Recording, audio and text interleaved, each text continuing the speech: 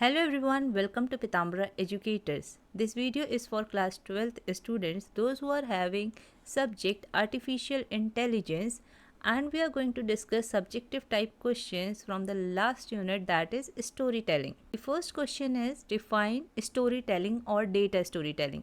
So what is storytelling? It is an approach for communicating insights drawn from data. किसी भी company, किसी भी topic या किसी थीम पे बेस्ड डेटा लेके एनालाइज करना, अंडरस्टैंड करना और उससे कुछ प्रोडिक्ट करना, दैट इज़ insights ड्रॉ करना. And invariably involves a combination of 3 की एलिमेंट्स. तो डेटा स्टोरी टेलिंग के 3 इंपॉर्टेंट एलिमेंट्स हैं. First is data, second is visuals and third one is narrative. तो ये जो पूरी यूनिट है, इफ़ यू हैव स्टडीड, तो it is based on these 3 things. First is data, second is visual, and third one is narrative. Second question, storytelling is an integral part of indigenous cultures. Explain the statement. In this question there are two words. Integral means important, fundamental part, और we can say essential part. बहुत important part है किस चीज़ का? Indigenous cultures. Indigenous culture means native places के जो भी culture है, ओरिजिन कल्चर जो है, उनका important part है storytelling. So we have to explain this statement. Storytelling is considered a powerful element that enhances global networking by increasing awareness about cultural differences. So global networking को improve कर रहा है, enhance कर रहा है. Global networking means people across the globe are able to connect to each other. How? Because they are aware about the differences between different cultures and enhancing cross cultural understanding. और एक दूसरे के culture के बारे में समझ भी बढ़ा रहा है through story telling. Story telling क्या होती है कि दूसरी कंट्रीज़ की या अपनी कंट्रीज़ के डेटा को पढ़ के then through the pictures, through the narration क्या कर रहे हैं, स्टोरी के थ्रू समझा रहे हैं. तो इससे क्या हो रहा है कि डिफरेंट कंट्रीज़, डिफरेंट कल्चर्स में क्या हो रहा है, अवेयरनेस बढ़ रही है और उन कल्चर्स को एक्सेप्ट भी किया जा रहा है. Next question, what are the factors that make story telling powerful? So there are some factors which make story telling powerful. It's attribute to make information more compelling. So if only data is there, तो हो सकता है कि कुछ लोगों को वो data नहीं समझ में आएगा, बट उसके साथ अगर नरेशन भी हो रहा है स्टोरी के थ्रू, तो ओब्वियसली उस डेटा से लोग कनेक्ट कर पाएंगे. फॉर एग्जाम्पल, आपको सिर्फ डेटा दे दिया जाए और मे बी वी कैन से कि सिर्फ पीडीएफ्स और बुक्स दे दी जाए और टीचर आपको नहीं समझा रही हो चैप्टर्स, तो क्या होगा, आपको उतने अच्छे से नहीं समझ में आएगा जो भी बुक्स हैं, पीडीएफ्स हैं या कोई भी चैप्टर है, जब तक उसको अच्छे से स्टोरी के थ्रू, नरेशन के थ्रू समझाया नहीं जाएगा. Next is ability to present a window to take a peek to the past. So through story telling क्या होता है, पास्ट का एंड फ्यूचर का जो भी डेटा है, जो भी चीज़ें हैं, वो अच्छे से एक्सप्लेन हो सकती हैं. To draw lessons and to reimagine the future by effecting necessary changes. So past के चीज़ें भी हम देख सकते हैं और as well as we can predict the future also using story telling.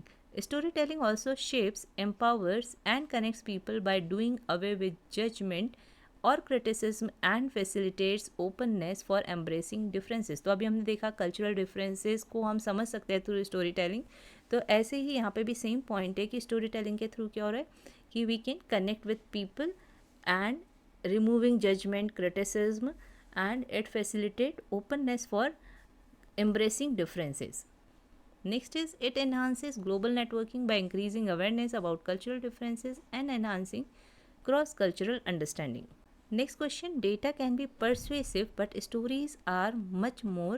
Explain the statement. So इन सब क्वेश्चंस में क्या है, थोड़ी बहुत सिमिलरिटी है जिसमें कि स्टोरीज़ का इंपॉर्टेंस, स्टोरी टेलिंग का इंपॉर्टेंस बताना है. यहाँ पे भी सिमिलर टाइप का क्वेश्चन है कि data is important but stories are much more important and we have to explain this statement.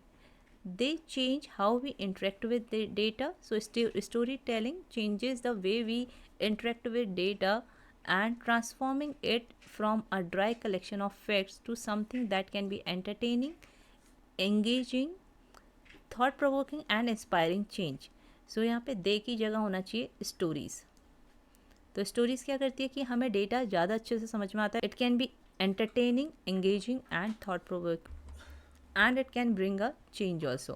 Question number 5, what are the steps involved in telling an effective data story? So first step is understand your audience. जब हमें audience का पता होगा तभी हम उस तरीके से अपनी स्टोरी को फ्रेम करेंगे, उसी तरीके से लैंग्वेज यूज़ करेंगे एंड इवन एग्जाम्पल्स भी हम अपनी ऑडियंस के अकॉर्डिंग ही देते हैं। Next is choosing the right data and visualisation. Third step is drawing attention to key information. तो जो मेन पॉइंट्स है, जो इन्फॉर्मेशन हम पास करना चाहते हैं, जो मैसेज हम देना चाहते हैं अपनी स्टोरी के through, we have to bring the audience attention to that point. Next is developing a narrative. Narrative means story जो हम बना रहे हैं, that is we have to develop it. Next is engaging your audience. तो through activities जिसमें कि audience participate करें, तो हम इस तरीके से क्या कर सकते हैं, we can engage our audience. So last step is engaging the audience, may be through some activities और may be by asking their feedbacks. Next question is presenting the data as series of disjointed charts and graphs could result in the audience struggling to understand it. What does it mean? Disjointed chart means जो भी charts हैं उनमें related data नहीं है, सारे charts अलग अलग topic पे बने हैं और ग्राफ्स भी ऐसे ही हैं। तो इससे क्या होगा कि जो भी ऑडियंस है they won't be able to understand the message और the theme or words, come to the wrong conclusion, so they can get the wrong message also, or they won't be able to understand anything. So what is the solution of it? Data के साथ साथ narration is very important, so we have to use narrative for solving this issue as it explain what is going on within the data set. तो जो भी data set है जिसमें कि training data भी होता है और testing data भी होता है, तो जो भी data set है उसको समझने के लिए we should use narrative. It offers a context and meaning, relevance and clarity. Narrative shows the audience where to look and what not to miss, also keeps the audience engaged. तो ये similar type के question है but question को अलग अलग तरीके से frame किया है। सो आपको पता होना चाहिए कि किसी भी टाइप का क्वेश्चन आए then what should be the answer. Question number 7, what are the steps that can assist in finding compelling stories in the data set. So how we can frame the compelling stories, interesting stories from the data set. Step 1 is get the data and organize it. Second step is visualize the data. Third is examine data relationship. The visualize data means through charts, through graphs we can create the visuals जिसको लोग देख के समझ सके. Next step is examine data relationship. जो different data set हैं उनके बीच में क्या रिलेशन है, we have to analyse and explain to the audience. Create a simple narrative embedded with the conflict. तो हमें क्या करना है, एक सिंपल नरेशन बनाना है which we can explain to the audience. Next question, how data story telling is important. तो अभी हमने देखा था कि डेटा स्टोरी टेलिंग की क्या क्या इंपॉर्टेंस है. Then again similar type of question and it can also be framed like this, how data storytelling has acquired a place of importance. So first point is it is an effective tool to transmit human experience. Narrative is the way we simplify and make sense of a complex world. It supplies context, insight, interpretation, all the things that make data meaningful, more relevant and interesting. So through data storytelling, what people can do, they can communicate their experiences, they can communicate their ideas, thoughts. जो भी data से उन्हें insights मिली है, they can convey to the audience. No matter how impressive an analysis or how high quality the data is, it is not going to compel change unless the people involved understand what is explained through a story. So we have already seen कि story क्या करता है, it makes a change, inspiring change. अभी हमने देखा था कि it brings a inspiring change. So points are also similar, you can see. So you can frame your own points also. First point है कि हम ईजिली अपनी ऑडियंस को एंगेज कर सकते हैं और उन्हें डेटा को इंटरेस्टिंग वे में समझा सकते हैं. सेकेंड पॉइंट इज़ कि we can bring a change by explaining the data through a story. Third point is that the stories that incorporate data and analytics. तो जिसमें भी डेटा होता है, एनालिटिक्स होते हैं, फैक्ट्स फिगर्स होते हैं, those are more convincing than those based on anecdotes और पर्सनल एक्सपीरियंसेस. तो जिस भी स्टोरी में डेटा, फैक्ट्स, फिगर्स मिसिंग होते हैं वो उतनी कंपेलिंग नहीं होती है. It has to standardise communication and spread result. It makes information memorable and easier to retain in the long run. तो एटलीस्ट 4 पॉइंट्स आपको लर्न होने चाहिए. 2 मार्क्स का क्वेश्चन आता है बेसिकली इस टाइप का. So you should know at least 4 points. Next is what is the relation between data, visuals and narrative. When the narrative is accompanied with data, it has to explain the audience what's happening in the data, what's going through within the data. अभी हमने देखा था कि when data is explained through the narration, तो क्या होता है, people can understand that what is happening or what is going on in the data set and why a particular insight has been generated. When visuals are applied to the data, they can enlighten the audience to the insights that they wouldn't perceive without the charts or the graphs. So obviously we know कि chart और graphs से क्या होता है, हमें data जल्दी समझ में आता है. So the same thing is told here. Finally, when narrative and visuals are merged together, they can engage or even entertain an audience. When you combine the right visuals and narrative with right data, then they can bring a change, inspiring change in the society. Next question, you have to identify the elements which are given here. इस type के questions पूछे भी गए हैं exam में. That picture will be given and you have to identify the elements. So first one is data, second is narrative and third one is visuals.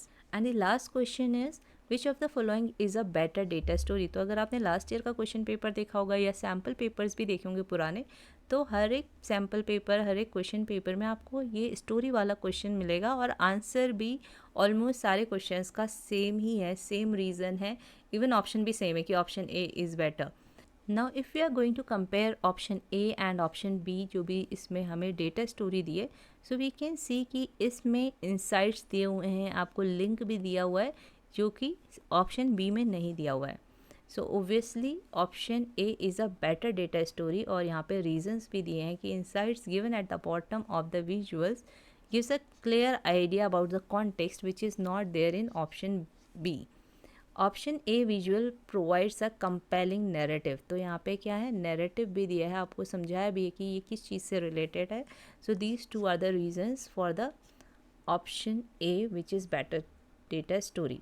सो इतने ही questions बन पाए इस यूनिट से. ये यूनिट भी बहुत छोटी है, लाइक द यूनिट 2, और यूनिट 1 ही इसमें मेन यूनिट है जो काफ़ी बड़ी भी है और थोड़ी सी डिफ़िकल्ट भी है. Otherwise other 2 units are easier. ये क्वेश्चन आंसर्स आपने पहले भी लर्न किए हुए होंगे, बट स्टिल आई होप कि this video is going to be very useful for your exams.